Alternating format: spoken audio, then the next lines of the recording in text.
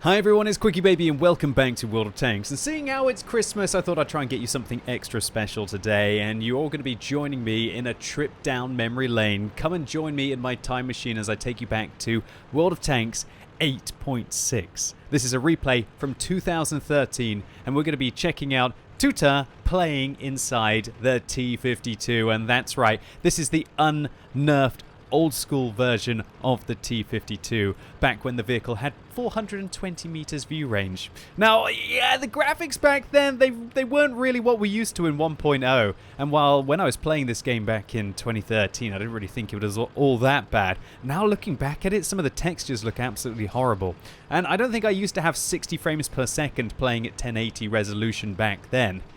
I don't think I had to have quite a few of my settings not cranked. But anyway, let me focus on the T-52 and specifically how the vehicle was nerfed. Because, let's be honest, while the reward vehicle that we've just been given is absolutely epic, it's not the same as what the T-52 used to be like. So the T-52 immediately used to be a tier 5 light tank right at the bottom of the map here, along with the M41 and the Gorilla. Of course, now the reward vehicle that we have is a tier 6 light tank. But all light tanks back in the day used to get matched up as if they were one tier higher, so to all intents and purposes the matchmaking is the same.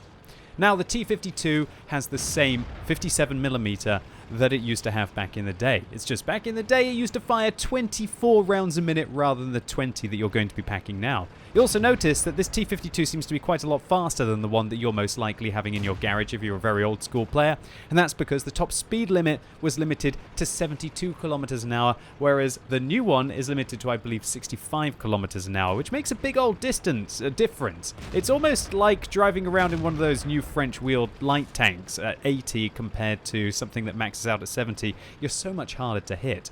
Also, back then, the physics in the game were not exactly perfect, to say the least. And while there were edge physics by this point in the game, as those were introduced in the 8.0 patch, when the T-52 over-traversed the vehicle, it would actually manage to track itself. That's how ludicrous the traverse speed and the top speed limit on this tank was. So, Tuta manages to get behind the Tiger P there and finish off, well actually he didn't quite finish off the Tiger P, the VK3001 did, but he provided a distraction to allow the German medium tank to put a round into the back of the Tiger P turret when it turned to face Tuta in his T-52. Man, Tuta, T-52, yeah, I'm probably going to be messing this up by the end of the replay here. Alright, so what else was brilliant about the T-52 back in the day? Well, we've talked about how its DPM was just 25% higher because it fired 24 rounds a minute rather than 20. It also had better premium rounds back in the day because it had the same 57mm that a lot of you will be using either on the T-28 or alternatively on the T-34, and it does very well on both of those tanks. You've got 2,000 odd DPM on this vehicle back in 8.6, and you still kind of have that with the T-34 these days. It's such an absolute monster gun to have on a tier 5 medium tank. Tuta is just literally running rings around this black prince, and this is exactly what the T-52 used to do. Lots of auto-aim here, old school World of Tanks with a hell of a lot of auto-aim, and it's so funny how all of the penetrations and the sounds just seem so kind of corny and ridiculous right now. Now, I've done these videos before. I've done these before it was nerfed videos for the KV, back when that used to be having the KV-2 turret on a tier 5 tank. I've also done it for vehicles like the FV215B183, the Foch 155, those kind of tanks. But for some reason, now that this is the year that 1.0 has been released and they've revolutionized the sound and the graphics inside World of Tanks, this feels really weird going back to 2013, and it's not by far the oldest of my replays on this channel. I've got some replays on this channel back from before there was even a replay system in the game, and I used to have to record them live. That's how outrageous that is. I think that was recorded in the 7, I think the replay system was in the 7.4 patch or 7.0 patch, something like that. There's some old school games of World of Tanks there. But a little bit of a spoiler, I thought I'd tell this to you on YouTube today, that when I first started my channel, my computer was so bad that I actually recorded the replays in half speed, and then I sped them up to double the FPS. That was some next level original World of Tanks YouTuber thinking, right? Making my first videos back in 2012. How ludicrous was that? Yeah, that was to enable me to actually get good frame rates on my early YouTube videos before I had any kind of success, and I thought, oh, maybe I should upgrade my hardware, right? All right, so back at hand, let's focus on what Tutu is doing here. And he's just driving round Lakeville, bombing it around the town, and turning this KV-1S. Now, you might be thinking, why is this KV-1S tier 6? Surely the KV-1S is a tier 5 heavy tank. No, the KV-1S actually used to be the tier 6 heavy tank back in the day, and it was ludicrous. It was the KV-85 replaced the KV-1S, and this has a 122mm main armament, and it also packs 8 degrees of gun depression, which is just insane. Now the KV-85 has an incredibly nerfed version of the 122mm and only has 3 degrees of gun depression. Alright, so it looks like Tutu is in a bit of trouble here with 2 Soviet tier 6 tanks bearing down upon him. So what do you do when you're in a T-52? Well, you just drive away from them and you wiggle as much as you can, and everybody misses you because you're going so ludicrously quick. Back then everybody was playing on potato PCs, and so they didn't really know how to snipe. And also, the actual movement mechanics in World of Tanks were really dodgy back then. For example, I believe the servers didn't actually ping out the spotting all that often. And so it was kind of more like ping, ping, ping. And so what that actually meant is that you could kind of go all the way around a corner, for example on Himmelsdorf, before you would actually get spotted by the enemy team. And let me know in the comments if you remember that, how irritating it was to see pretty much half of a vehicle come round the corner, or even if you just had a better connection than the other person, you could probably come round the corner and shoot them before you would even appear on their screen. Ludicrous stuff as to thinking what this game was like all those years ago. Alright, so Tutu, having evaded the T-34-85 and the M6, is now going to make his way down the valley to assist his IS and his Tiger. And just look at the traverse speed, or shall I say the ground resistances of this tank. This is swampy terrain, and the T-52 is just making that Tiger P look like an absolute slug of a tank, getting the side, finishing it off, and then taking a quick peek at the M6 to Tutu's left, and also worried about the 3 artillery on the enemy team. Alright, well, it doesn't look like Tutu is actually that much afraid of the M6, as he's going to make his way forwards and find the M6 once into the hull. He's going to put a second round into the hull, and I can't believe these shells are going in so easily to the mid plate of the M6, but really that tank doesn't do very well against people who auto-aim. And that's what Tutu is doing a lot of right now. All of this is auto-aim. If you're not hearing any voice notifications, that's because Wargaming added them later on. There weren't actually voice notifications for auto-aiming in World of Tanks, which was a bit weird because sometimes you didn't even know if you were really auto-aiming at the target, so it was one of the best things that they added, I think probably in the late 8 patches or even in the early 9 patches.